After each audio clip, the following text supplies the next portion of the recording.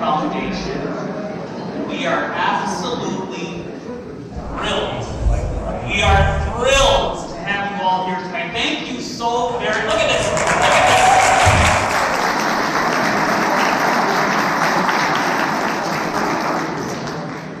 My name is Jonathan Bull. I am the chair of the Eveleth Community Foundation, and we are so excited about this evening, this gathering, and I sure hope that you all are as well. To begin, we're going to start with a video that was created by Chastam and Gigi video over here, who's doing all of our work for us tonight. And yes,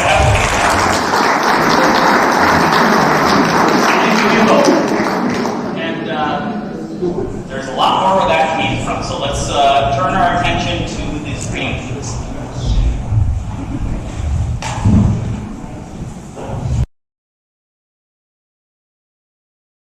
Few cities in the United States have meant more to American hockey than the small Iron Range mining town of Eveleth, located in northeastern Minnesota.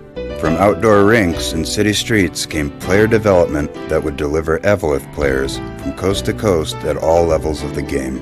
From boot hockey to outdoor rinks, Eveleth has provided the country with some of the best talent in the world to help open the door for American success everywhere. Each generation tried to emulate the one before them, as Eveleth youth hockey earned state and national championships, while the high school hockey program achieved legendary status throughout the state of Minnesota. On the international stage, Eveleth celebrates 16 hometown boys who have represented 32 U.S. national, U.S. Olympic, and World Cup teams. In terms of individual recognition, no American city can claim to have 16 native sons inducted to the U.S. Hockey Hall of Fame.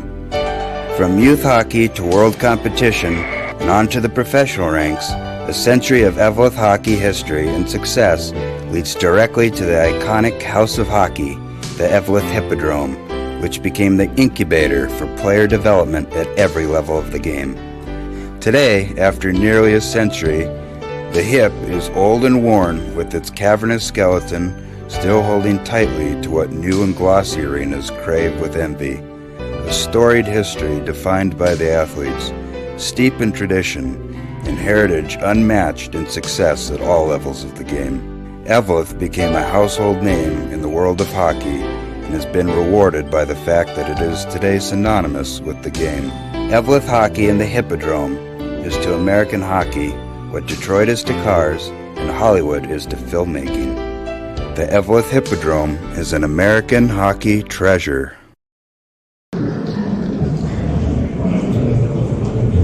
If I may, I would like to spend a couple of more minutes on your host tonight, which is again the Eveleth Community Foundation. The Eveleth Community Foundation's mission is to enhance and improve the quality of life in the Eveleth community and to encourage others to do the same. We do this through annual grant making. We do this through the awarding of 3 scholarships each year to unbelievable seniors that graduate from Eveleth Gilbert. And we also do this now. This is our first, I would say, event of this size through hosting wonderful events like this. This is what it's all about. Coming together for great conversation and great fellowship. And we thank you all for being here.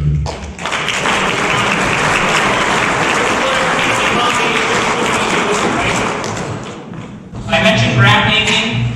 Since 2011, the Community Foundation has granted $77,000 to very, very deserving nonprofit organizations. Every year, $3,000 plus in scholarships is awarded to unbelievable kids. And we've got additional donor advised funds that kick off interest and earnings, right? This is all based off of your generosity. We are north now of $800,000 in endowed monies that kicks off a stream of earnings that supports those grants, that supports those scholarships, and we couldn't be more proud. And we promise, I'm going to just announce our board of directors, we promise to continue doing this for this community. We are so blessed and proud to be a part of this. So quickly, yes.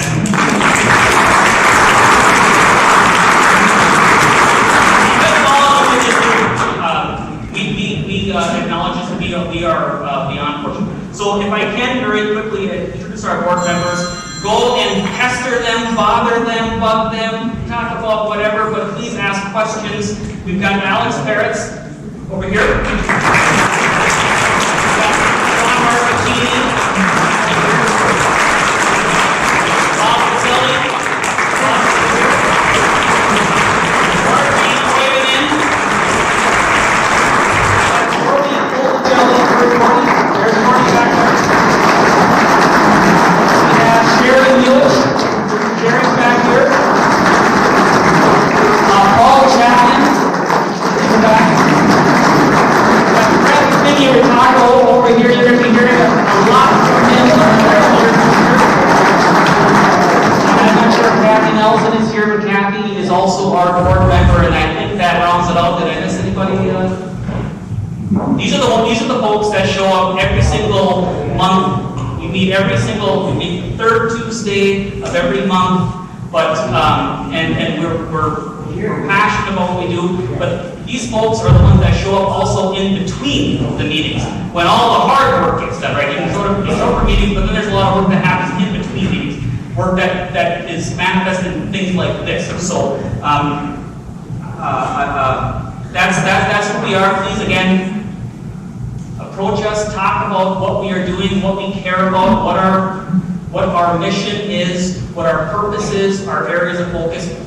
Please join us. So, okay, that's enough of that. I would like to begin by introducing our first speaker, which is our Honorable Mayor, Mr. Bob Solowich.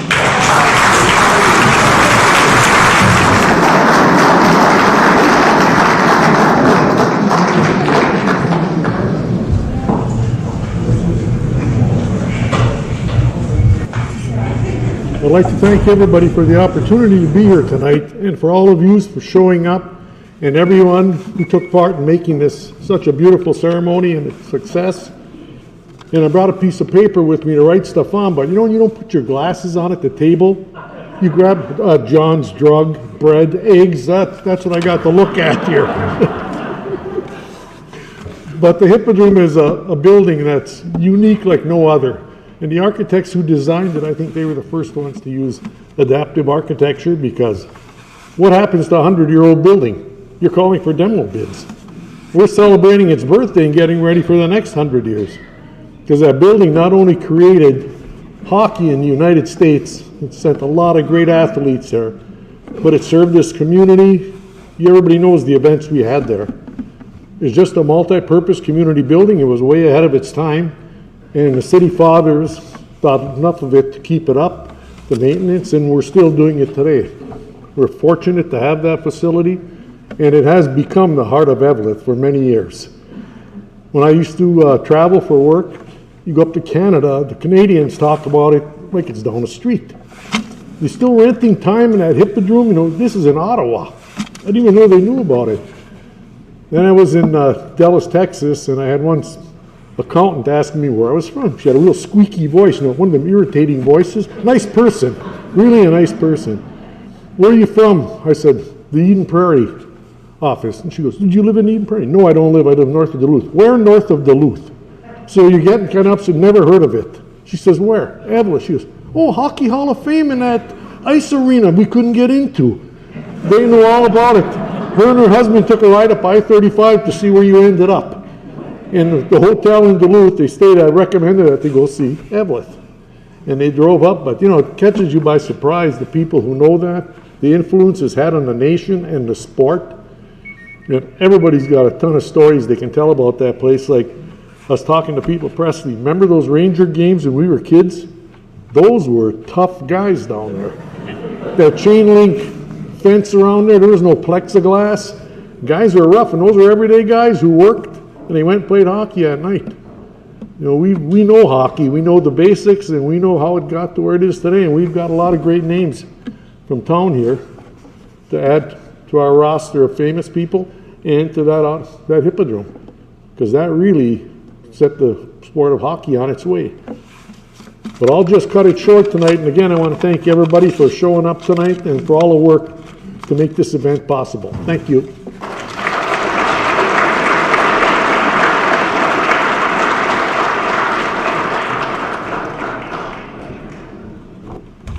Thank you, Mr. Mayor. Thank you for the wonderful words. And you're right. I mean, this is why we're here. The treasure that is the Eveleth Hippodrome, and fasten your seatbelts. I would love to introduce our Emcee for this evening, Craig Figgy Ritacco. Take it away.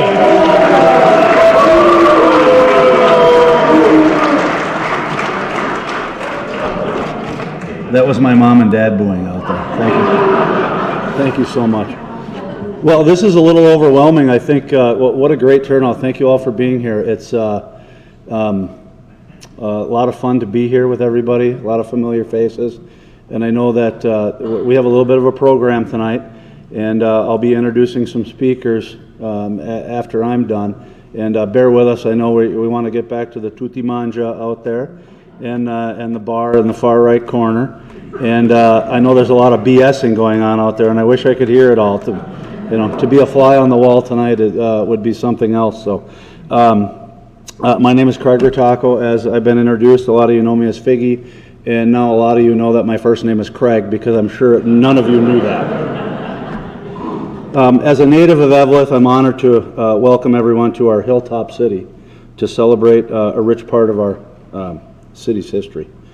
While I was preparing for this evening, I was reminded of my sense of belonging to a small Iron Range town where my roots run deep and my heart finds a happy place, and that's all because of everybody in the building right now. When people talk about their little hometown, those treasured memories create a smile, which makes it easier for us to find our place in this world, because those memories are meant to ensure that we have a place forever.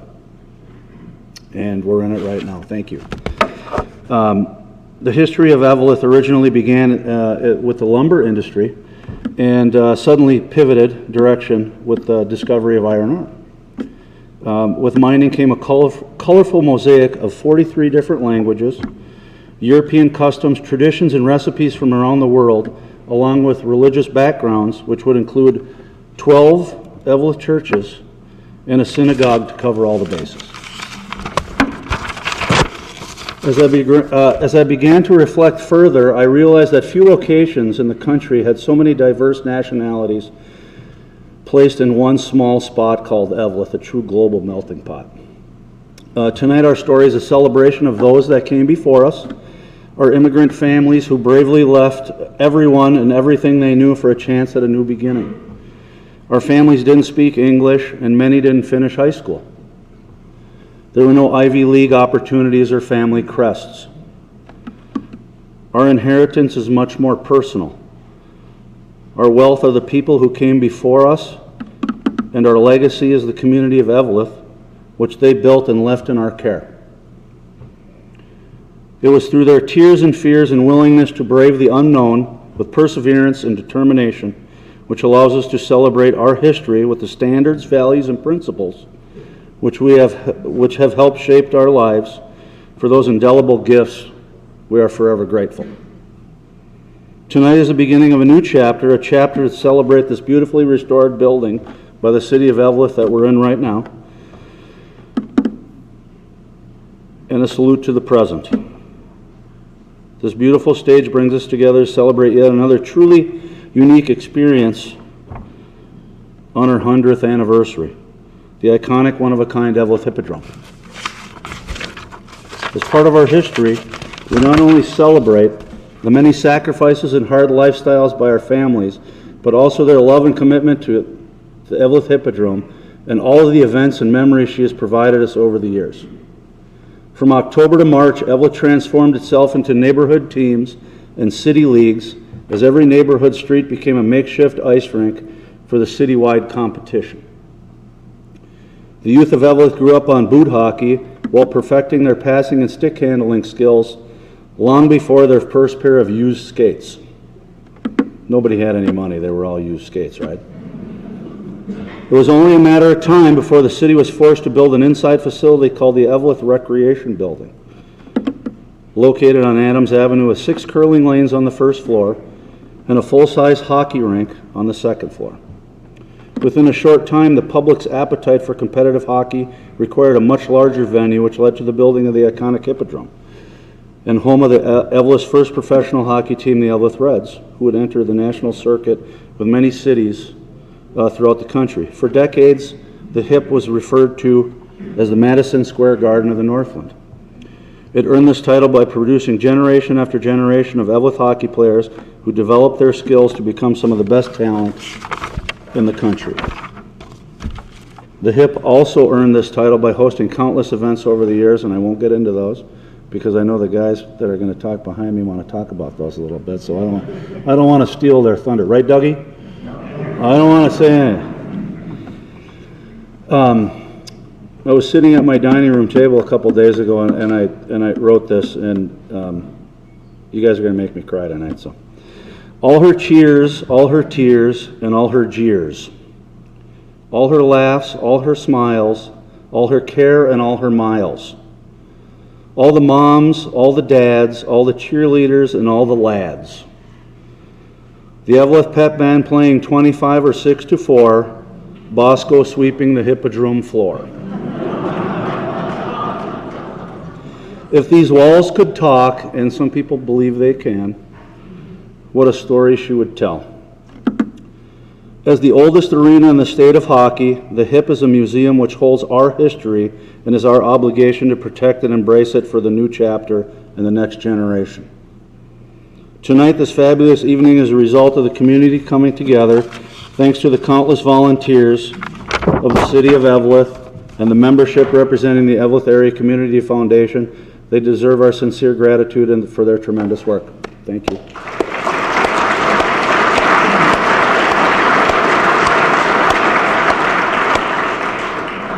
Also like to thank my mom and dad are in the building tonight. My wife and daughter, and my other daughter couldn't be here, she's out of state. But thank you for putting up with me and all my Eveleth collecting and my Eveleth collection and everything that I do with it. So thank you so much, I appreciate it. Enjoy the following program, and please join us again in the greatest little city in the world. I'm putting quotes around that. That is a quote from colorful and former Evelethian Pat Finnegan. Thank you for this privilege. I'm sure they asked 10 other people before I finally said yes. I guarantee it. So you're stuck with me tonight, so thank you so much. Like I said, we have a few people that want to come up and say a few items tonight. And first, I'd like to start with a gentleman who I've become friends with in the last 10 years. His name is Kyle Owen, and he's the owner and operator of a pretty neat website called Vintage Hockey Minnesota.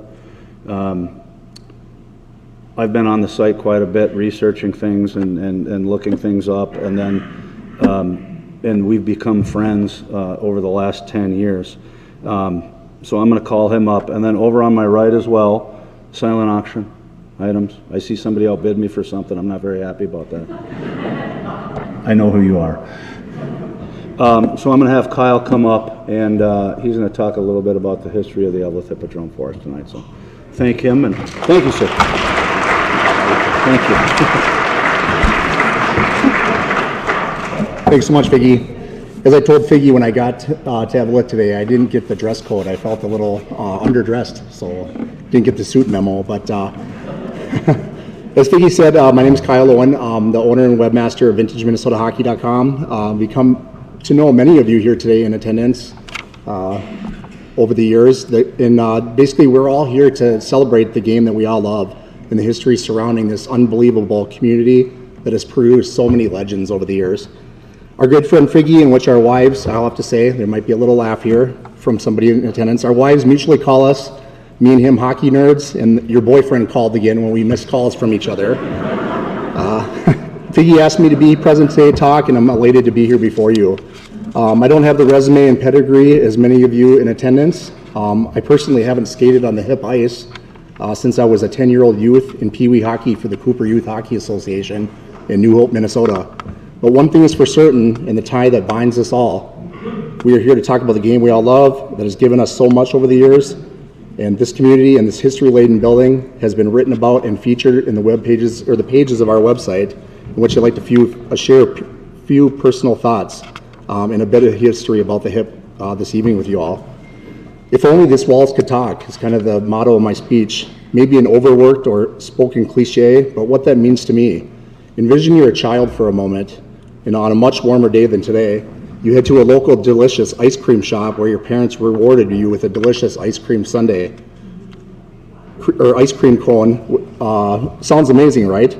From the presentation of a bright red cherry on top, dripping sides with melting delicious whipped cream, to the tasty smooth ice cream that awaited each spoon scoop underneath with each delicious bite. These childhood memories are what make America America. Baseball, apple pie, ice cream, hot dogs, and family. Or in Minnesota's sake, lutefisk, lefse, hot dish, family, and of course hockey. If only these walls could talk. The walls of the 100-year-old hip would tell the stories of the proud, shiny trophies that adorn the cases in the lobby, many of which are here tonight, that make up Minnesota State High School League hockey roots, and the storied branches of Minnesota hockey history that are the envy of the entire state of hockey as the cherry on top. The proudly adorned signs and images of home of hockey legends in the hip lobby, to the large smiling faces of Mariucci, Mayasich, Brimsek, Lopresti, and beloved lost friend Pavlich, looking down eternally on youth entering the building, are the whipped cream marking who you all are in this proud mining town. To the parents dropping kids off for practice, the Zamboni driver cleaning the ice and sweeping the stands, the rink manager who heads home after a long day at his and hers office in this town's true Hall of Fame, and those who work tirelessly behind the scenes as volunteers, from team reps, coaches, statisticians, board members, secretaries, equipment managers, and the parents who all did so much over the years to work a few extra hours to buy that newest Northland stick for their budding mite, the new CCM shin guards for their excited squirt, the newest Bauer skates for their aggressive peewee, and that sweet new Warrior twig for that proud Bantam that all the kids affectionately call them today. So their children could be part of something bigger over the years, building lifelong skills and learning invaluable lessons as part of a team. You all are the ice cream that awaits below that makes up the sundae on top. If not for the tireless volunteer hours of all of you, none of us would be here today. None of us would be talking about the history within these history-laden walls over the last 100 years.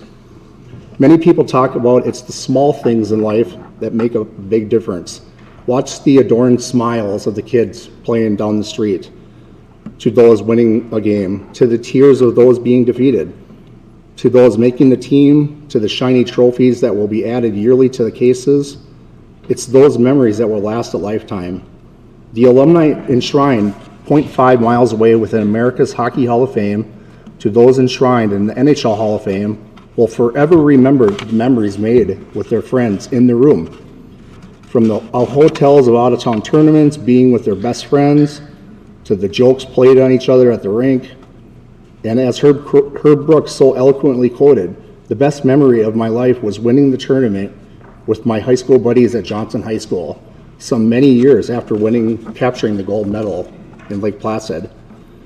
The unrelenting sacrifices of those that came before them, it's you that have made a difference. Them is usually noticed once the moment has passed, when one realizes the sacrifices of those before them and what has happened to make us where we are today. It's those memories of being a child, playing the best team game you'll ever hold onto through hockey within the community in which you will grow your branches. A collective state of hockey thank you is necessary for all of you that make the state of hockey in this small mining town. You listening likely either feel hungry for an ice cream sundae or longing for a hot summer day. And if you are a hockey person, parent, volunteer, can relate. I say a heartfelt thank you to all of you in attendance. Round of applause.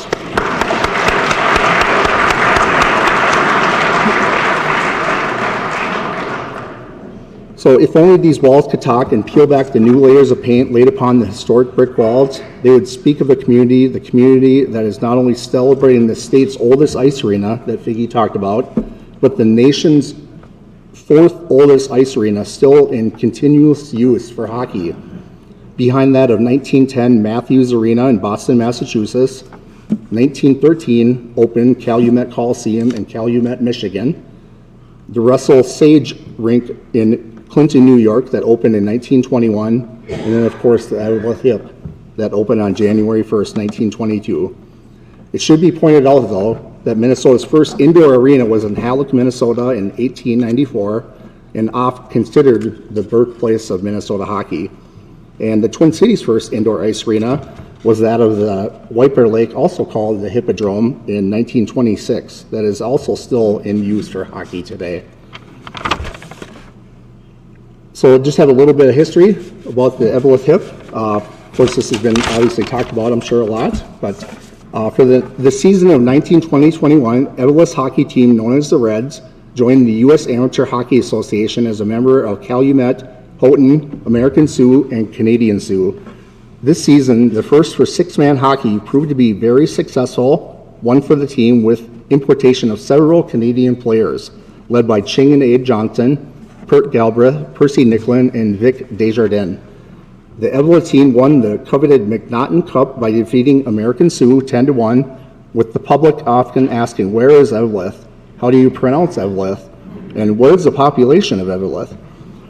During that same season of 2021, interest in the team skyrocketed in the west end of the Mesabi Range, and an estimated crowd of 1,000 spectators stood outside in the cold at the local Western Union office, awaiting details of the Eveleth-Cleveland playoff series played in Cleveland and Pittsburgh. Inasmuch as the Eveleth rink did not possess artificial ice, late season games had to be played at the opponent's rink or a neutral site. The interest created in the Eveleth Reds, of course the jersey here right behind Figgy, then led Mayor Essling to promote a second and larger building devoted entirely to hockey and skating.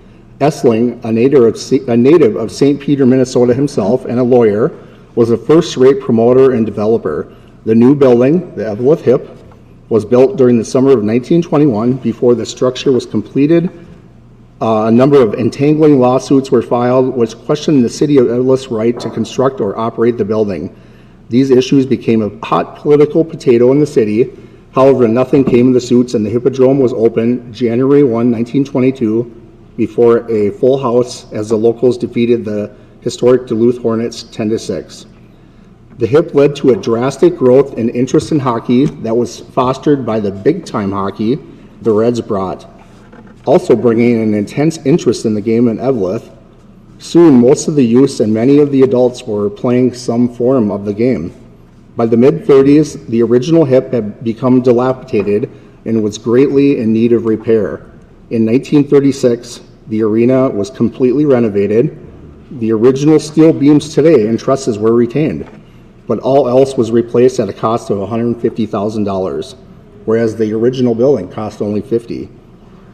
Brick replaced the wooden interior walls. A new lobby was constructed on the south side of the building, with new lockers and dressing rooms installed in the basement. Also, new seating to handle a hockey crowd of 3,000 was added. By 1950, that saw the installment of artificial ice within the building, so to extend the skating and hockey season. If only these walls could talk. Thank you so much.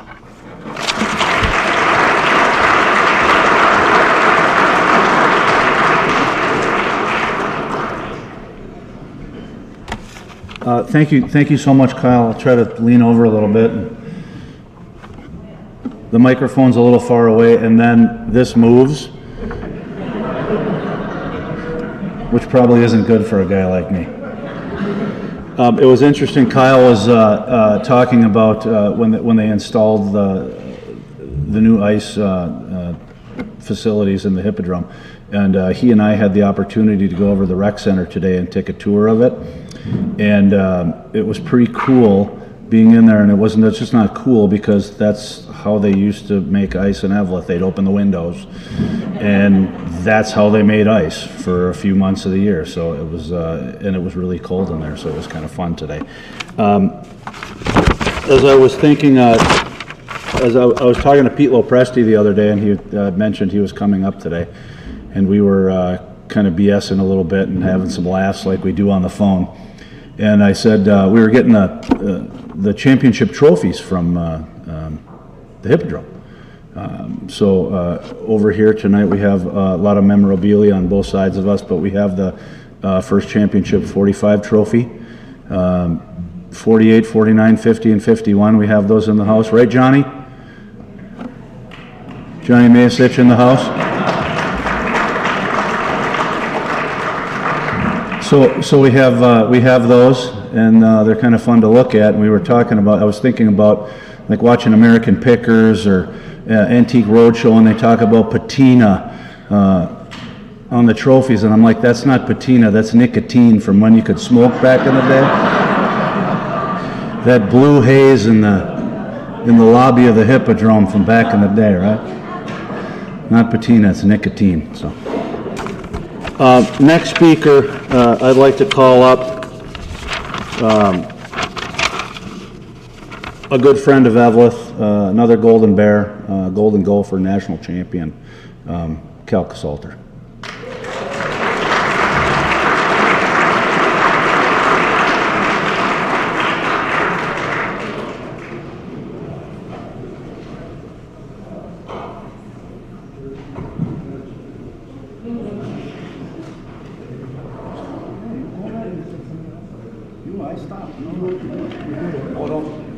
Don't read that. That's going to be the grand finale.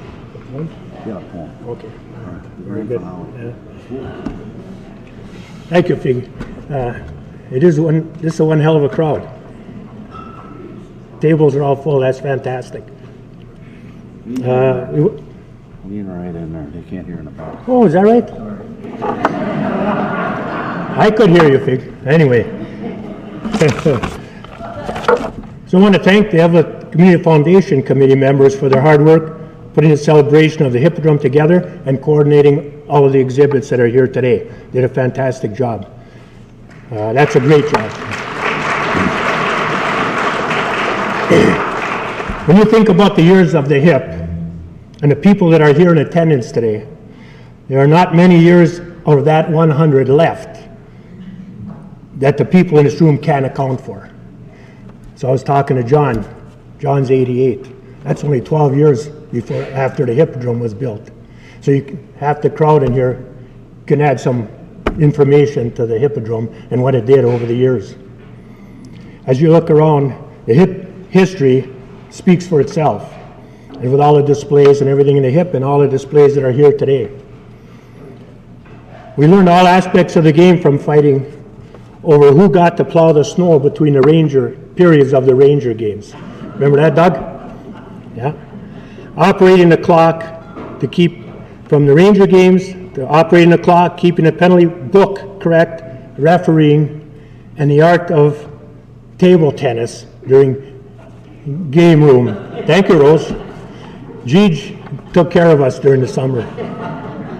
Lappy Urbaum, Frank Urbia, Keith Seeley were always accommodating when it came to extra ice time. We stood in the tunnels after games from the high school to the Rangers, always begging the players for their stick.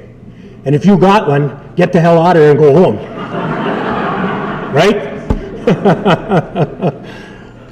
Everyone that you'll hear from today will tell the same stories, from Gigi making sure there was always some kind of activity for us to do, to Doc Martinson sitting in the first row, first seat in Section A, waiting to participate.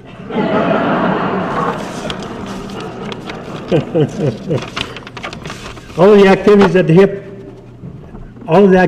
that the Hip entertained were unprecedented at the time. Hockey, basketball, curling, boxing, wrestling, game room for the summer, and of course the premier sportsman show with little-known big-name stars from then. Tony Bennett and Ed Ames were in town. The stories are endless. On a personal note, we grew up with director's office being where the new VFW canteen is. Most of us remember that Gigi was in that office back in the corner.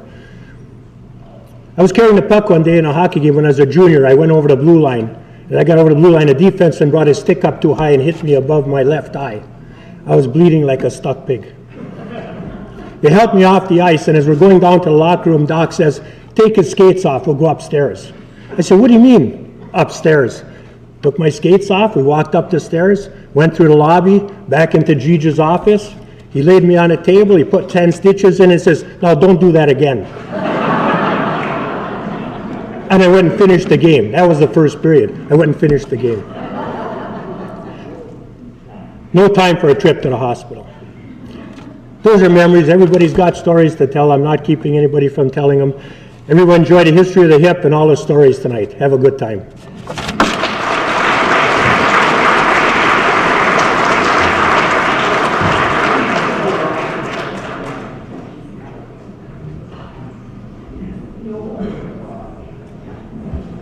Cal, that was great. Thank you so much. It was nice that you brought up Gigi Sabetti. He did a lot for a lot of people in this town, and we're all thankful for him. And I want to call up next Marco and Jean Sabetti. Come on up. Son and daughter of Gigi Sabetti, the Jidge.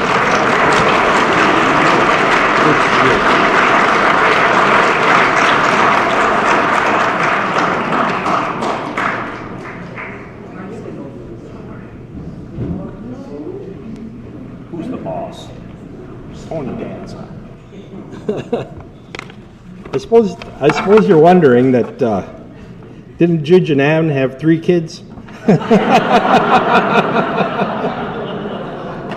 Well, it seems our middle sibling is playing hockey in Bemidji at this time, so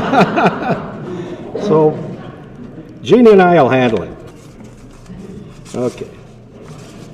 I'd like to thank Figgy and the Eveleth Foundation for the invitation and recognition of our father, Gigi Louis Sabetti.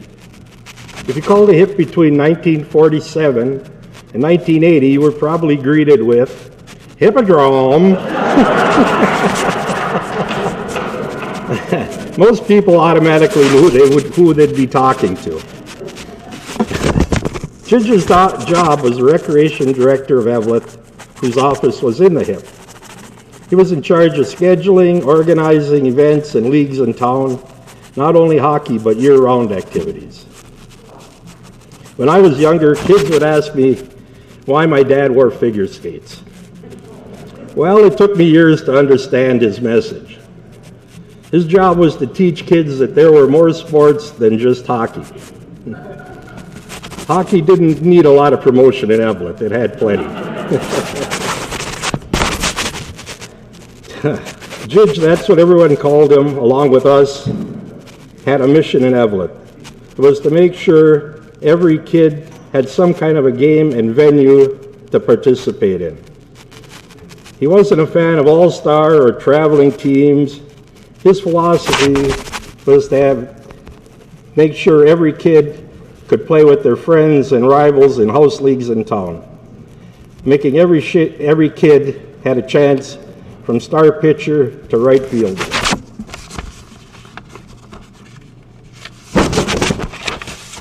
Even though he organized kids all over town, he still had time for us, rarely letting us win, of course. Judge was a fierce competitor and huge advocate of youth sports in Eveleth, usually accompanying teams to local, district, state, and national tournaments. In conclusion, I thought our dad was the luckiest person because he had a job where he could be a kid his entire life. Thank you.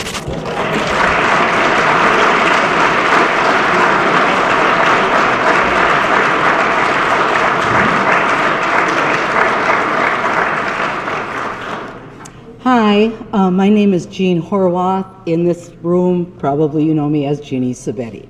Okay, but my husband is here, so I have to throw the Horwath in. I would like to thank the committee for having our family up here to talk about my dad. I mean, that is such an honor.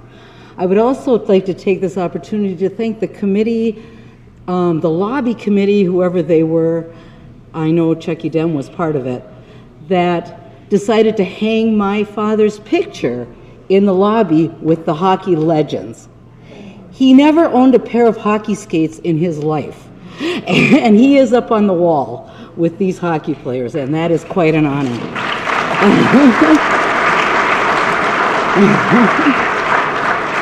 Now, evidently, I am the female representation here tonight for the Hippodrome, so I was going to share things about the Hippodrome that weren't related to hockey, but I understand Dougie Palazzari wants to too.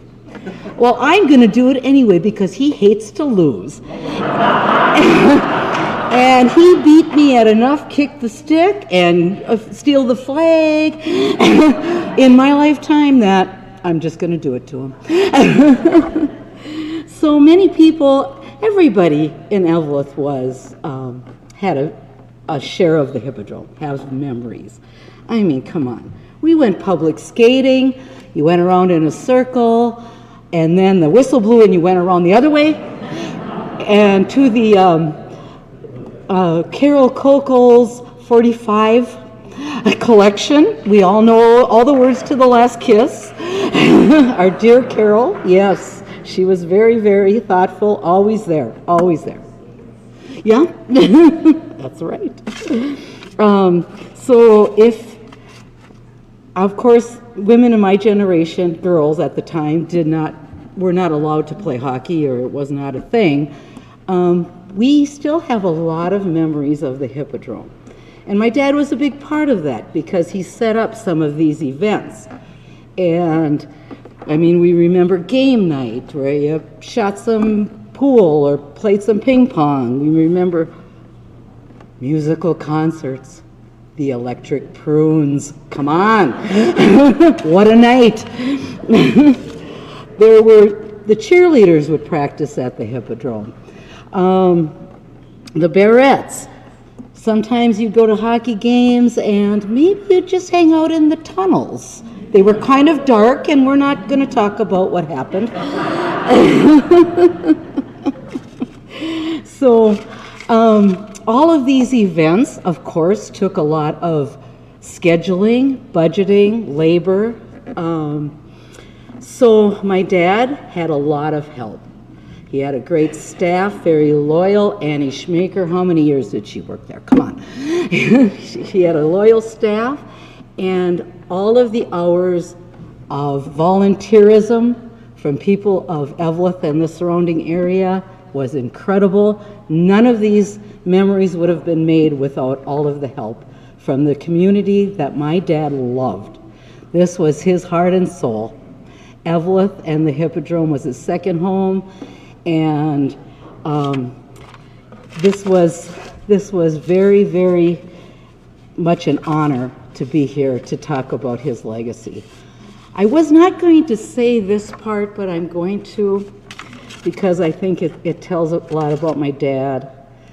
One of the hockey legends, I won't say who, found out that I was Gigi's daughter one night. We were in a room full of people. I won't say where it was. And he said to me, "You're Gigi's daughter," he said. "If it had not been for your dad, I would not have become the athlete that I was." And everybody in this room can say the same thing.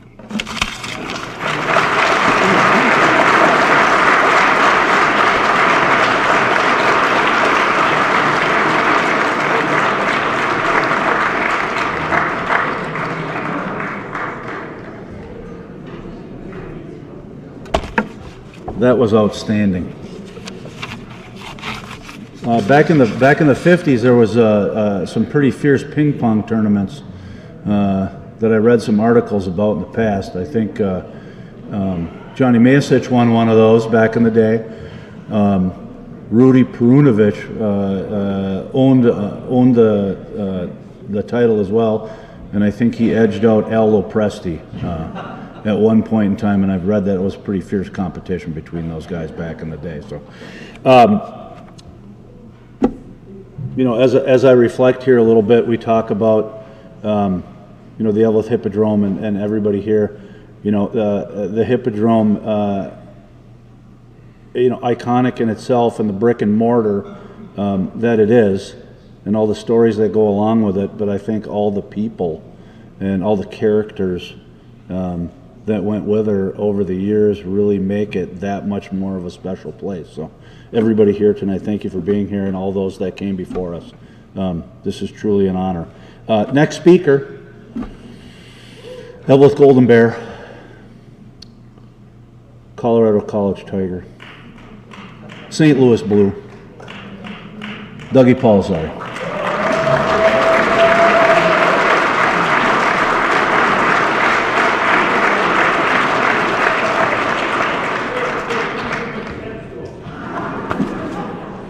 Unbelievable. I knew it would happen. The minute you write stuff down, everyone says everything you were going to tell them, right? I have news for all of you. This is good news. This isn't your only anniversary party you're going to be at this year. As you know, the United States Hockey Hall of Fame Museum is in our 50th year anniversary this year. And you are all cordially invited to an event that we will partake in at the Hall, Hockey Day at the Hall, we're going to call it this summer. The date hasn't been chosen yet, but it's an opportunity for all of you, free of admission, to come in and see the magnificent museum that we have here. And you really need, I hope you'll participate and enjoy it. We'll have cocktails and food outside and stuff, you know, but we're going to make it into a day, and we're going to tie it into the other things that we do next year, including our Hall of Fame games and the ceremony and the induction ceremony. We're working to try to get that in Minnesota next year. Now, Cal, thanks a lot. I had a trivia question. Let's see if anyone was listening to you. Okay, who was a Native American actor-singer who performed a concert at the Eveleth Hippodrome in 1967? Bingo, it was Mingo. Yes, it was. Okay, you guys all went. Somebody knew. You know, 100 years of a building is a long time. And I think the most amazing thing to me of this is that the building now is in the best shape it's ever been in. It's 100 years old. Guys like Mike Newman, the years he's put in there, now Scotty Collins, these guys have done a tremendous job keeping that place up, making it look good. It looks, and that committee that did the pictures and all the stuff in the lobby and the banners in the rink, I mean, it's just incredibly good. So, you know, that's one thing we can all be proud of. I mean, the hip is something special, and most people, including myself, that's where we learned to skate.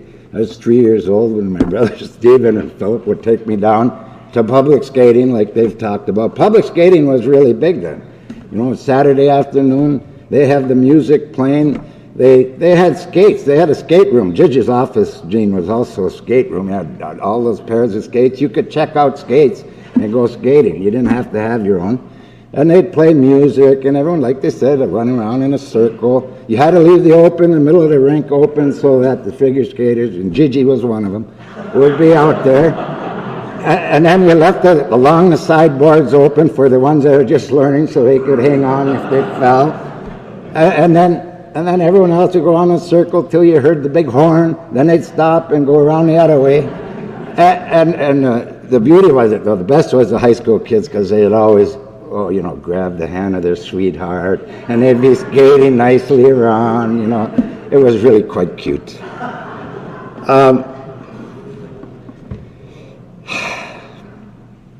The one thing I always loved was, you know, they've talked about this, the Ranger games and the high school games when we were kids. If we weren't playing, we were at those games. And like Cal said, you know, when after the game, you'd be down there begging for a stick from the guys, and if you got one, that was a big score, and you took it. Sometimes they gave you a broken one, took it home, glued it, or taped it. Sometimes you used nails. You know, we fixed our sticks. We didn't have much in the way of equipment. But those Ranger games, the things I loved about it was a nice high level of competition. You had Al Peterlin ran that thing, and you know, it was good for us to see that level. Jimmy Rossi beating people up, and Peachy Peterlin, he was worth the price of admission just watching that guy. But of course, we never paid. And if you're a good Eveleth kid, you knew how to sneak in the hip for everything. We never paid for anything. But you know, you had Bill McKenzie playing. You had Yutch Terrell. You had the Judnick brothers. You know, Ross. All these guys, and you know that was really cool. The Ranger games, the high school games, and yes, you know when we grew up, no, there was no plexiglass. What's plexiglass? I mean. They didn't have it all through high school. I don't think we had plexiglass. One school got it first, Babbitt. Babbitt had plexiglass, and Hammer and Hanahan spent the whole warm-up trying to break the glass. I'll never forget that. But the hip dent, you had that wire mesh, and, you know, guys would get hit, and they'd get cut on the elbows and the arms, and or tear their jersey. Their mom would have to sew it up. I didn't have to worry about it. I was so short that I didn't get to the boards anyway. So, you know, but you know, they talk about Gigi Sabetti. My God, I've known him all my life. I lived a half a block away from him. Know the Sabetti family. They're so incredible. But one story they didn't mention of Gigi, which is really a good one. When we were Bantams, we won the state tournament. And the national tournament was going to be in Lake Placid, New York. Now, that's a long way from Eveleth for little guys. We didn't have any money. The school didn't want to let us out of school to go, so we really weren't going to go. And Gigi's in his office the next week, and he gets a call. It's from Edina. And in typical cake eater fashion, it was, we know you guys can't afford to go.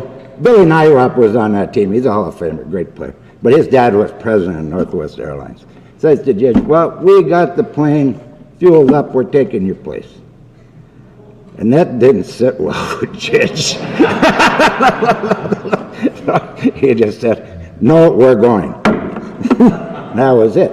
So the thing was on. We're selling candy bars. We're begging for money. We're, you know, doing, but in typical Eveleth fashion, all these people donated. You know, and we bused 36 hours one way to Lake Placid, stopping at every Howard Johnson's that existed between here and there. And we had the most incredible experience for all of us that went. And we owe a debt of gratitude to our wonderful friend, Gigi Sabetti. One thing I forgot to tell you about Ed Ames, though, he didn't like, my parents went to that concert, that's why I brought it up, but said the acoustics in the hip.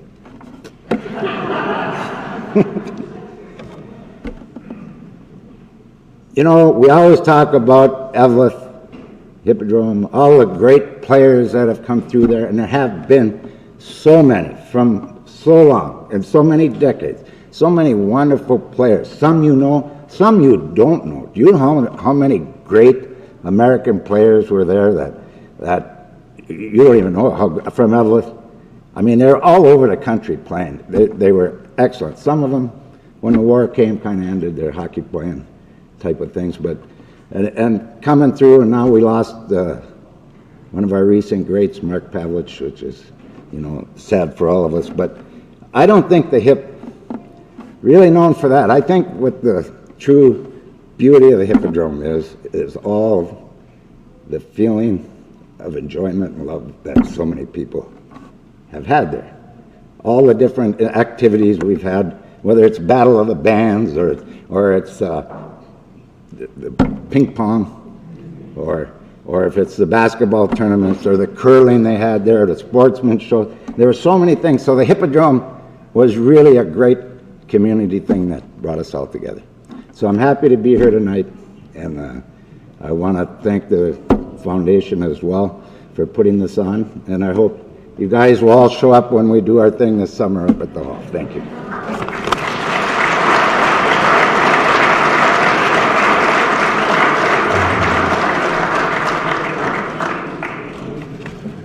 Thank you, Doug. I was thinking the other day about those old locker rooms that they had before the remodel, the old 12-man locker rooms, and you go in there and the teams wouldn't fit, and they were kind of stinky, and those radiators, they hung on the walls, and the old pipes up on the roof, up near the ceiling, covered in asbestos, and everybody's long underwear hanging from those. Some people would refer, it depends on what side of the tracks you were from in Eveleth, your long Zimska or your long Gate. And then they were, kind of crusty, and you shouldn't have worn them by the end of the week. So. As we've been talking about hockey in the Hippodrome, it housed a lot of events that we've talked about.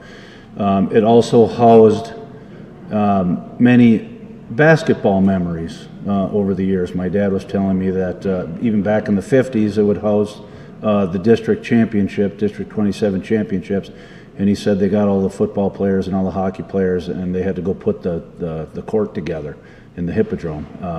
So with that, a tisket, a tasket, Stanley snips a basket. I'd like to introduce Stan Krebs.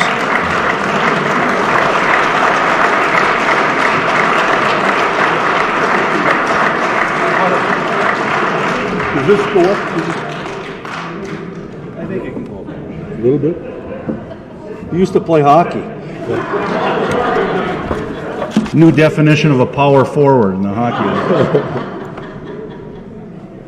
league. Greetings, Eveleth. Nice to see you all. Happy New Year, and let's hope 2022 is a better year than 2021. Congratulations on 100 years at the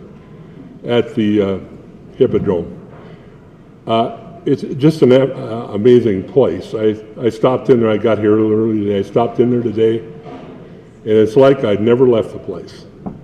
Now, I look at that as a positive. I really do. I sat there and watched the game for a while. There's a mariachi going on there. I'm sure you all know that. But it was fantastic. It was fantastic.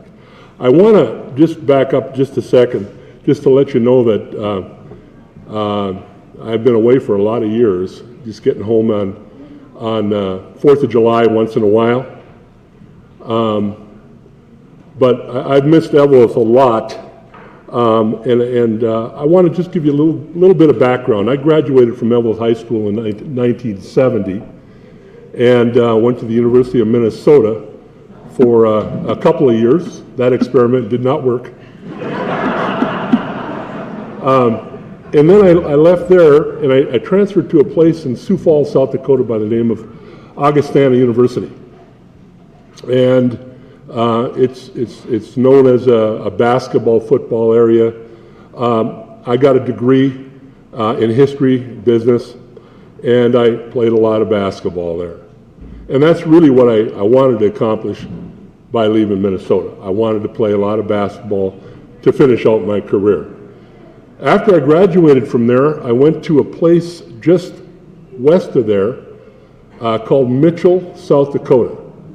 And Mitchell, South Dakota is where I actually taught. I taught school for 4 years, taught some history and government, and coached. I was assistant basketball coach out there, assistant football coach out there, assistant track coach out there. The old, run and turn left. That's about what I had to do. But a great place to be. And then there was about 30 years of sales positions that I had throughout the Midwest. And then I ended up becoming a fundraiser for my alma mater, Augustana. And then I retired a few years ago. So that's kind of an up-to-date scenario on what I've been doing for 50 plus years. It's hard to believe that many years have gone by. I have experience with the Hippodrome in a couple of ways. I played ice hockey there it was about 63 years ago. 63 years ago, I played hockey in the system, the youth system, and I played with a lot of great people, and I want to recognize these people because they all graduated in my class, 1970. Dougie Palazzari, Cal Casalter, Bruce Sabetti, Ralph Kleiber, Mark Turk, John Strait, Fred Hammer, Tim Gilliam, Roy Mackey, Gary Melanius, Dean Melanius, Andrew Corpola, and Joe Strelecker, and finally Matt Henahan. All of these people who graduated in 1970 were people that I met initially when I went out for hockey in 1959.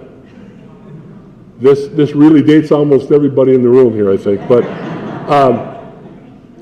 unbelievable. These people here that I just mentioned, I can't say enough about them because they were great players, almost every one of them. They could skate, they could stick handle, they could shoot the puck.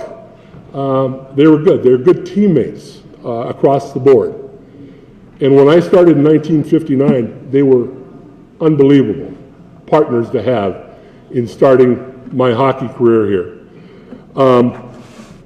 You know, we played, and we've talked about this already, we played in the best facility in the state of Minnesota, without a doubt. The Hippodrome had that special, and it happened today when I walked in there. It has a smell to it. But it's a good smell. Don't worry about that. Don't worry about that, hockey players. It has a real good smell to it. And it's amazing that I walked in today and I said, gosh, it's been all these years and I'm back here and it smells the same. But I was absolutely impressed. This is a place that hockey players that were growing up, like the ones I mentioned, we'd have one time a week to go to that place and play hockey. And it was absolutely amazing to go to that place. All of these people felt that way. You know, you'd have games during the week. You'd have a couple of games, couple of practices. Actually, hockey players at that time played hockey 7 days a week. 7 days a week except for Sunday morning. We'd play in the afternoon on Sunday. We'd play after school game or practice, all during the week, and then our time came. And we had some absolute battles in the Hippodrome. And I'm talking here 8, 9 years old. And we had some battles in the Hippodrome. And I can't say enough. You know, you have some names that come to me, like my team was called our team was called the A&W Pirates. A&W Rippier, A&W Pirates.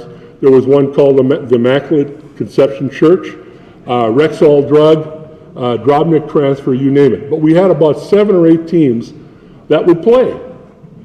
And we would go head to head, and I always remember Dougie's team, and I think Brucey was on that team too. It was just amazing, the battle that we would go through.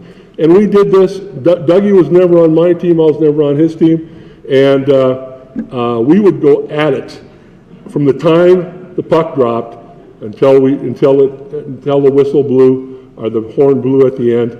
And at the end of the game and in school the next day, we were best friends. It was an amazing circumstance. The rivalries were unbelievable, but I think the biggest thing, one of the biggest things for me, Mark, I'm going to bring up Gigi Sabetti. I walk into that Hippodrome. I'm coming down from my grandmother and my grandfather. They lived kitty corner to the Hippodrome. And my mom and dad would drop me off there sometimes because they couldn't stay all morning. They had other kids. So they'd drop me off with my grandma and grandpa. I'd have some pie or some cake or something, just waiting for the game. I then was put the old skates over my shoulder and my stick in my hand, and I walk all the way down. And I used to think that was the longest walk that there ever was, because I wanted to get there.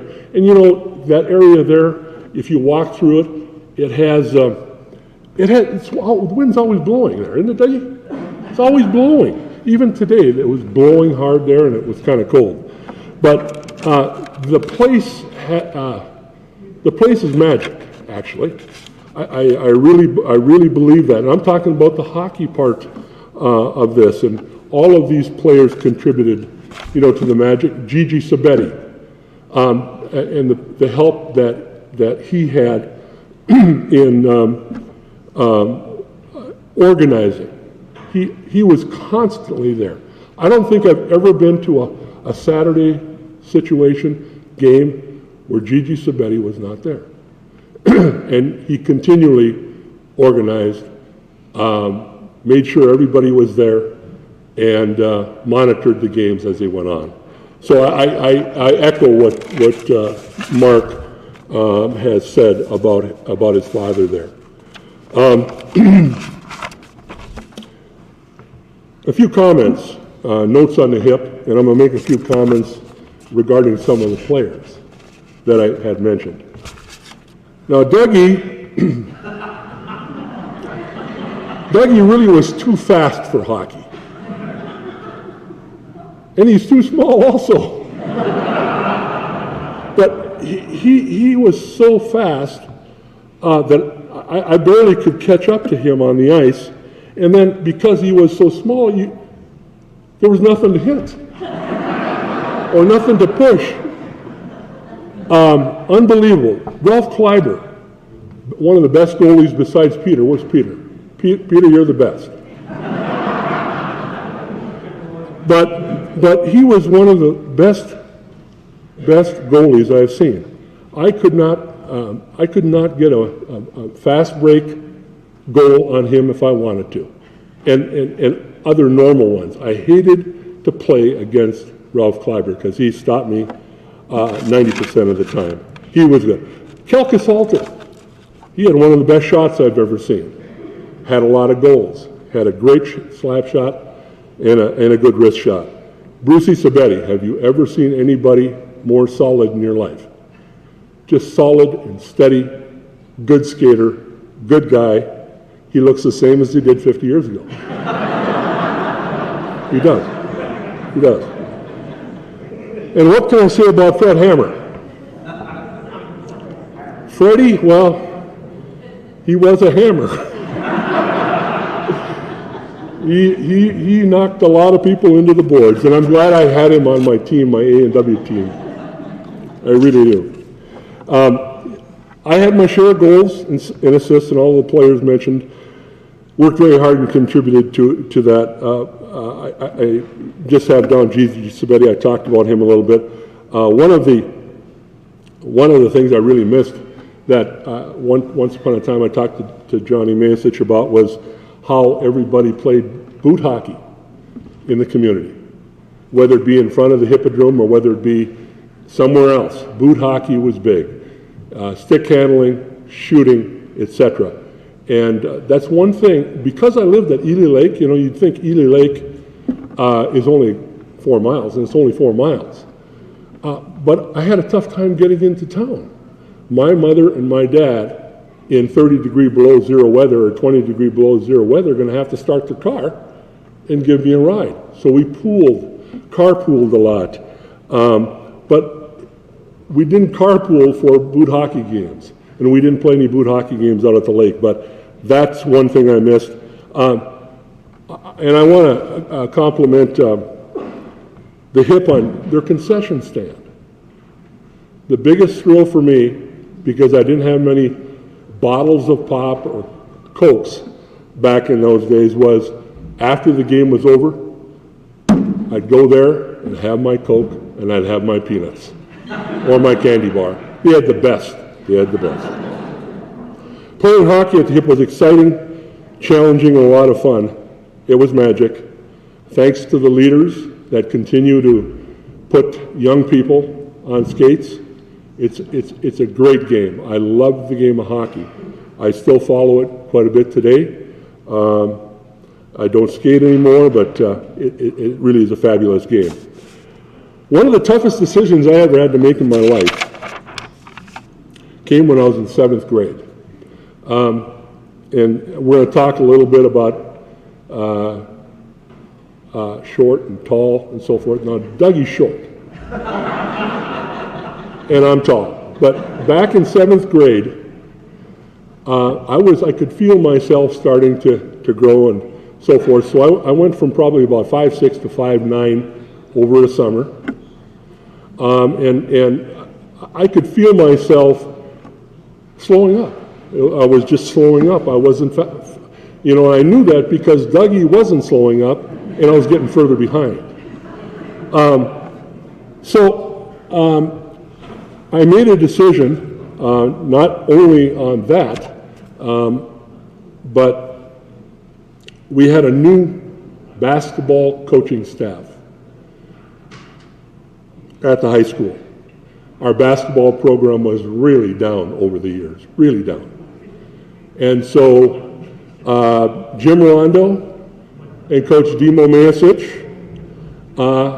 came to help. And also tried to extend some friendly pressure. And in the end, let me back up a little bit. I probably should have been warned, I should have warned myself about this because I was looking at some pictures about a year ago of pictures that were taken in 1st grade at Franklin Elementary. I had a teacher, and good lady, we got along, and I was looking at the picture, and I can remember my mom saying, son, you're taller than your 1st grade teacher. So I probably should have taken that as a hint, but as I grew fast. I grew from about 5'9" to 6'2" to 6'4" to 6'6" to 6'7" to 6'8" in the end. So you can imagine what I'd look like on skates today. So I made the change. The change was a good change for me, even though my 8th grade year was the worst year I've ever had in my life. That was the year I was out. And it was miserable because I still shot the ball with 2 hands. 2 hands. Instead of 1 hand, 2 hands. 2 hands. And I was behind, and then I found out, as Dougie was, or I forget who was, Dougie or Cal, I hear that the hockey team that I had quit was going to Lake Placid. Now, how can that, how can I quit? But I did, and I will say that I will give compliments, high compliments. First of all, before I say this, I just want to let you know that, of course, we lost Jim Rolando in July of 21, and we lost Dimo Masic in December. They'll be very missed by myself and many, many people. But they built the program, basketball program in Eveleth. There's no doubt about it. And they had to do some recruiting within, and they did. And they put us through the drills for a number of years. First year, 500. We came out of there at 500. Second year, a little bit better than 500. Then the third year, which was my junior year, we started to get it together. And we came to the District 27 tournament. Now, hands for those that have ever been to that tournament. Anybody? Okay, good. Anyway, this was unique. This place that we had in Eveleth, it's a neutral site for all the teams in District 27, neutral. And They, so even though I knew the floor was going to be on the floor of the Hippodrome, I knew that the floor was going to be there. I'd walk in there, and I was so used to seeing the ice. It looked weird. It was weird how it looked. And I said, oh boy, I don't get a good feeling here. Well, just the opposite happened. In my junior year and my senior year, we won the district title. We beat International Falls junior year. We beat Gilbert the second year, my senior year. And we got to the regional that year, and we got to the state tournament that year. Didn't do much when we got there, but we got to the state tournament that year. But it's an absolute, you all know it for hockey, it's an absolute great place for basketball. They would put that floor on, somebody mentioned putting the floor on, and they would do that within a certain amount of time. And this tournament was 5 to 6 days is what it would be to the economy of Eveleth, the Hippodrome, etc. And as I look back at it, I don't think I ever talked to somebody that played District 27 basketball that disliked it. They all loved the floor. Although I got a friend by the name of Neil McKenzie who used to play in Virginia.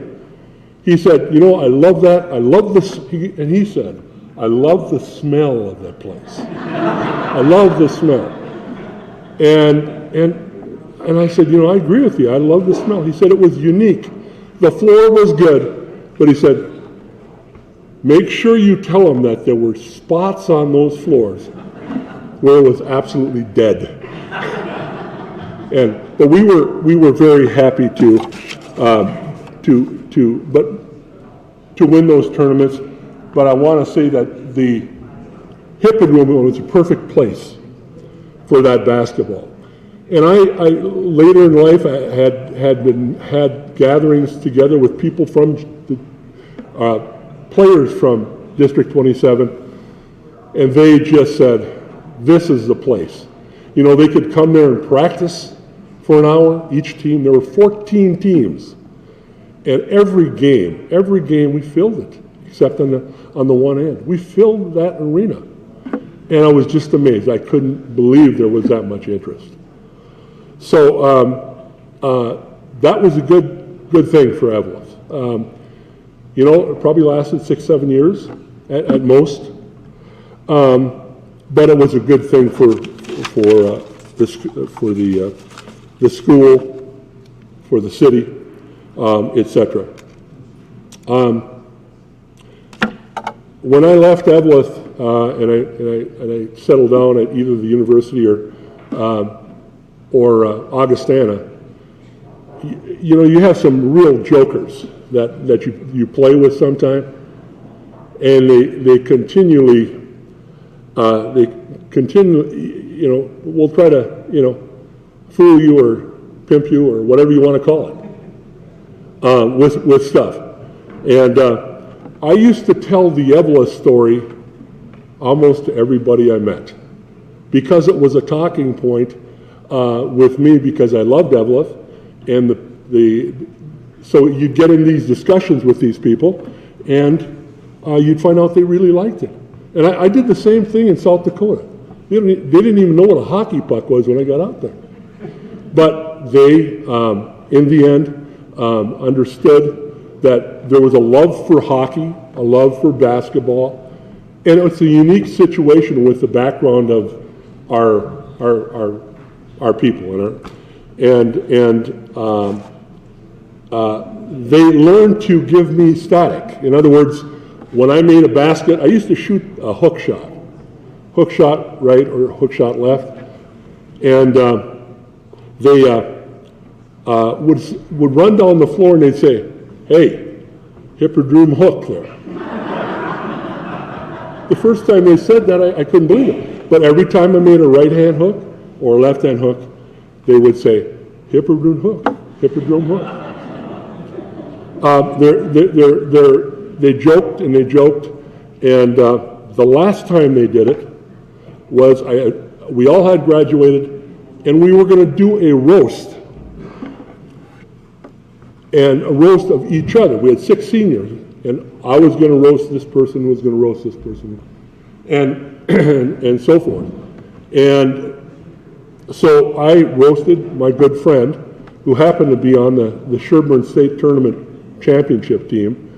I roasted him. I really let him have it. And so I figured he then was going to roast somebody else. And he looks at me and he says, "I'm roasting you." So the whole team happens to come out. The 5 or 6 that were seniors, one was carrying a chair. And I said, "What are you guys doing?" And they put the chair out in the middle of the floor, and they surrounded it, and we had an audience also. And so my friend goes, "Well, I'm going to pimp you right now." He said, "Get up on the chair." So here I am climbing up on the chair, people all around, and he said, "What I wanted to do was I wanted to reflect what you've meant to Augustana basketball." So he wrote a ballad. The ballad was called "The Ballad of Stan Krebs." And to make it short, it was in line with what is it? Big John. Anyway. The first paragraph went like this: "Every day at the court you could see him arrive. He stood 6'8", weighed 225. Kind of broad at the shoulders and narrow at the hips, and nobody would ever give lip to you." Something like that. Anyway, it went on, and it went on, and it went on. Right towards the end, it said, "Everyone knows where Stan calls home, because he used to play ball in the Hippodrome." I love playing ball in the Hippodrome, and I love playing hockey in the Hippodrome. There's no place like it. I'm serious. There's no place like that place for tradition and so forth. But I appreciate Eveleth, and I thank you for the time.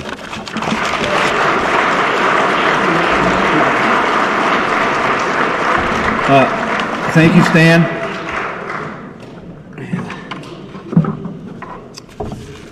As we were putting together the slideshow for today, which I think some of you saw on the way in, we were going over a few pictures, and there's hockey pictures, basketball pictures.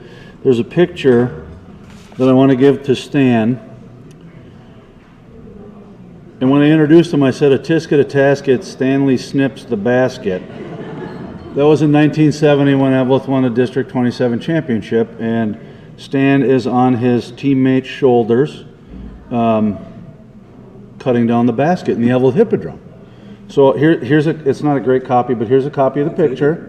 Thank you. Okay, hold on. Here's a piece of the net. It is?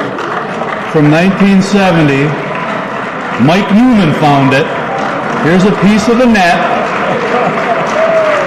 Oh, thank you. Thank you. One more thing. Yeah. We have one more thing.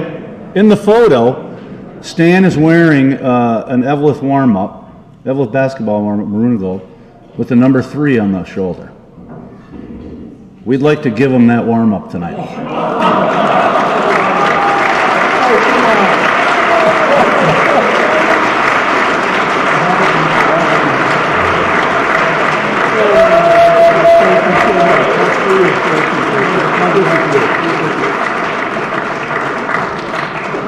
A tisket, a tasket. This is rolling away on me here. Courtesy of Craig Rotocco and Mike Newman. Thank you so much.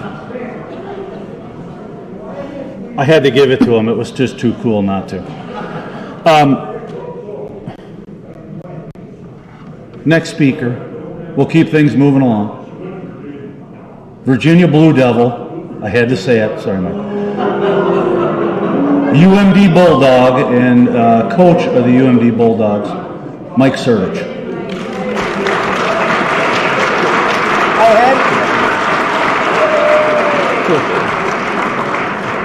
Although he did move to Eveleth recently, so we got that going for us.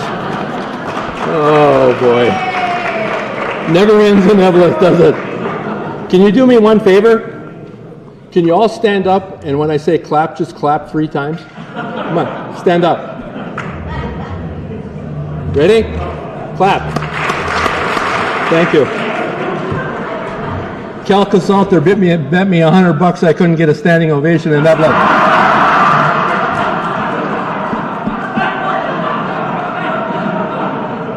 What's that?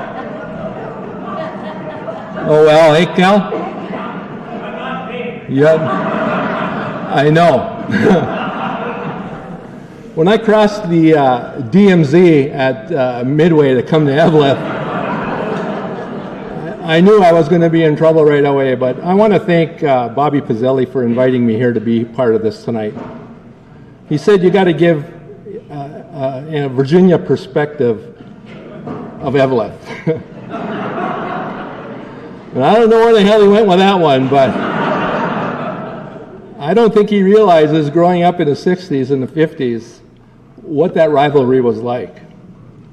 And so I was thinking, I was sitting at the table today writing down some things, and I was thinking to myself, in 1958, Pat Finnegan brought me over to Eveleth to watch the District 27 hockey tournament where Gilbert and Virginia played on 3 o'clock on a Friday afternoon. It was the first time I was ever in a rink that was inside of a building.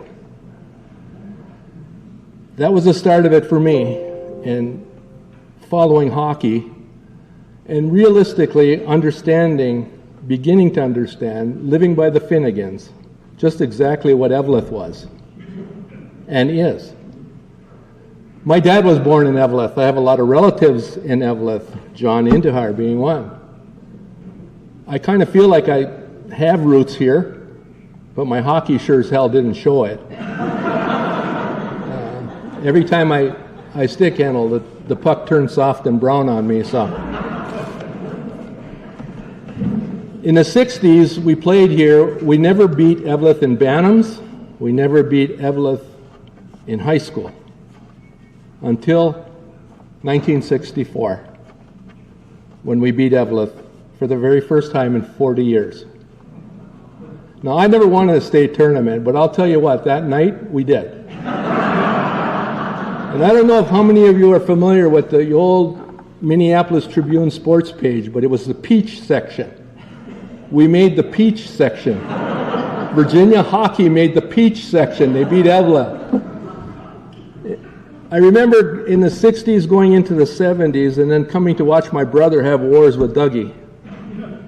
And the wars the JV game was sold out at 5 o'clock. I remember in the 70s coming here with a high school team from Grand Rapids and playing against the Eveleth Golden Bears. And I remember specifically in 1975, they had 3 centers on the high school team that ended up being college All-Americans. Now, when the hell did that happen last around here? 3 centermen on one team from school in Eveleth that made All-American. So in the late 70s, I came with Gus Hendrickson here with the UMD team, and we played teams like the 1980 Olympic team. And in 84, we played the 1984 Olympic team. A combined total of probably 25-0 were the scores. The biggest question I had when they left is, where do we eat? I couldn't get out of Eveleth fast enough, trust me. In the 80s, I brought the UMD teams here because you guys used to have the Hall of Fame game here. And we'd play an Olympic team, or we played North Dakota, we played Michigan Tech, we played Minnesota in the HIP. And it was pretty neat because so many of the kids that we had, even playing in Duluth, never had been to the Hip before. In the 90s, I was kind of lost in space. I didn't bring a team up here. But in the 2000s, I brought the Hermantown Bantam team up here. We played in I guess it was the Mariucci. And we were walking down the stairs going to the locker room, and there's all those pictures of Finnegan and all those other guys that were so prominent in hockey in Eveleth. And one of my kids is playing, in fact, he's playing in the National Hockey League right now, Neil Pionk, turned to me and says, "Did you ever play against any of those guys?" Hell, I wasn't even born. Oh, well, I guess I could have lied and said, yeah, I cut my teeth here, but it was unbelievable. But you know, you have something in this town, in this community, in that building, that is really, really special. And I hope you understand what you have. Being an outsider, obviously, it was really something until we could get a building to play in. But somebody had mentioned, I think the vintage guy mentioned about the oldest arenas. I had the UMD team in Matthews Arena. We played Northeastern there. I coached at Michigan Tech, and I brought the kids up to that Portage Arena to play there. When I was at UMD and we won the league championship, we were very honored to be able to raise the McNaughton Cup. Now, you know, it seems incidental, but when you talk about the thread that went through this whole thing, it all intertwines to make a fabric that's really unique because of Eveleth. And I'm proud as hell to live in Fayette Township and be a part of Eveleth. But I'll tell you what,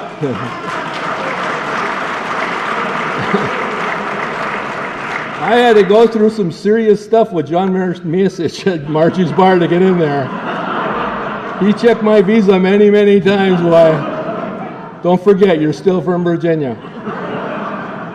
But the ultimate thing was, and I never really realized it until I pulled out my license, driver's license for the very first time, and it says Mark J. Sertich, Eveleth, Minnesota.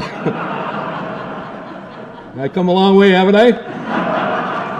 So your import from Virginia, who used to chase Patty Popike and Annette Schutte and Jolene Sterlecker all over the Eveleth Beach, wouldn't know what the hell I'd do if I caught them, but I'll tell you, it was a great run, and you got a great beach too. So thank you very much for having me here.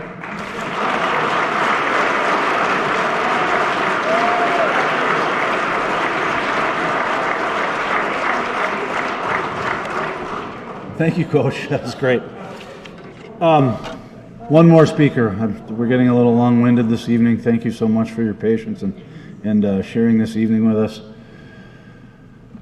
Son of Bernie Newman, the voice of the Eveleth Hippodrome for over 40 years. My friend, I'd like to introduce you to Mike Wedge Newman.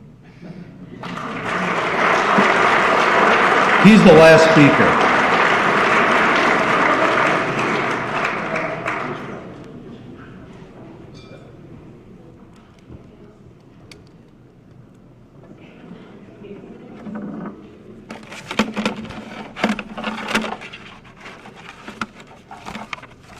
Things written down here.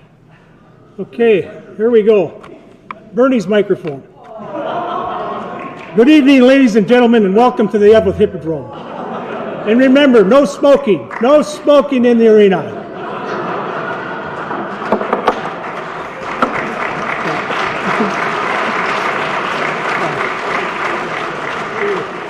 That was Dad's introduction for 45 years plus. So, some of the golden memories I have. I'll start off with a District 27 hockey tournament, 1967.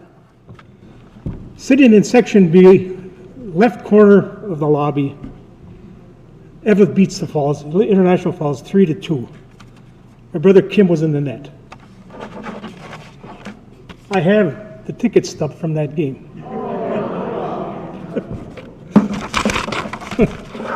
So, and then we talked about it, all the Ranger hockey games. You know, I was always there. I didn't watch many of them, but Dad always brought me there anyway. So, and I remember one special game. It was Chuck Mulich had organized this. The Flin Flon Bombers came with Reggie Leach and Bobby Clark and played against Stevens Buick. That was a big game. And then the annual Enshrinement Hall of Fame games. I remember the inaugural one with the North Stars playing the St. Louis Blues. That was 1972, Doug? I think it was. Yeah. Other games were like, we had a special fundraiser, the Flying Fathers game. We played against the Flying Fathers, remember, Bob? Yeah. The Rumble on the Range, we had a few of those. That was kind of fun. And I remember public skating with Annie Schmaker and Gigi on the ice. That was always fun. Yeah. And a little bit district basketball tournaments. You know, the packed house, 6 games every night. Dad announcing all those games, I remember that. And then the spring bonspiel and curling was always big. That was 84 teams. That started on a Thursday night and ended up Sunday. And then I had to bring in, the Arrowhead Sports Show was always special. That was after all the ice was gone, and they put that on. And then the acts included Gordon and his dogs. Remember, Gordon had the dog. And the smoothies were always playing. Jimmy Colosso on the trumpet, Danny Poznanovic on the drums, Gus Josephson on the accordion, and Harry Angelelli on the saxophone. Emceed by Al Williams. He'd come out and be like this. And then we mentioned the special concert, Ed Ames, Tony Bennett played there, Frankie Yankovic, Tommy Rowe, Dickie Lee, All-Star Wrestling, guest referee Joe Lewis. And I have to be, can't forget the Vets Canteen crew. Yeah. Lou Pizzelli in charge. Mustard only on the hot dogs, mustard only. Bruce Johnson, Rudy Lenich, Gene Gani, the Goodell brothers, Gigi, Matt Probanich made the popcorn, and Rudy Lenich was Popcorn Lenich too. That's right. Vets is always a big part of the thing. They sponsor the Bantam teams for many years, and they sponsor many local projects and scholarships also. And I'm very proud to be a part of that. I'm on the new Vets Canteen crew, by the way. So, and it's cool. I got another thing: the Zamboni drivers of the past. We start off with Frank Urbea, Keith Seeley, Lappy Urban, Phil Sappin, the American Dream, Steve Tuna Taft.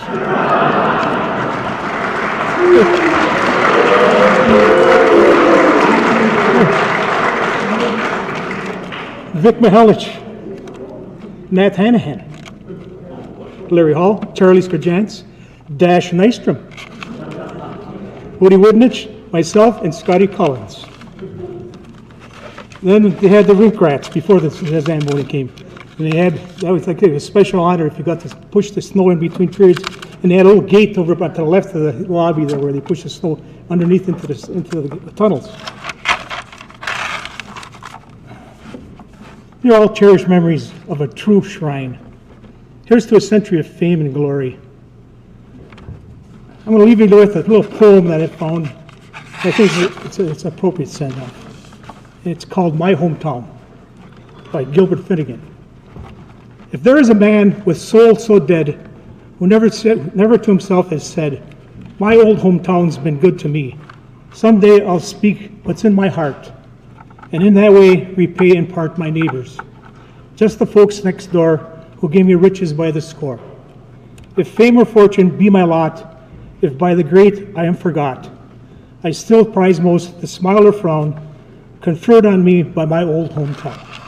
Thank you.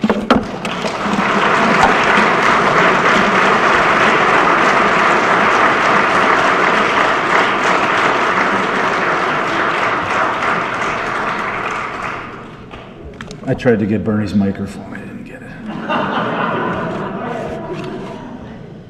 Well, that concludes the program. Thank you all so much for being here. All stay well in this world that we live in. Silent auction on my right, John Hole and Hippodrome swag on my left. This was truly a treat, and truly a treasure, and truly an honor. You've touched me all, everyone in the room, and will continue to do so moving forward. Thank thank you so much for being here. This was a treat. Thank you.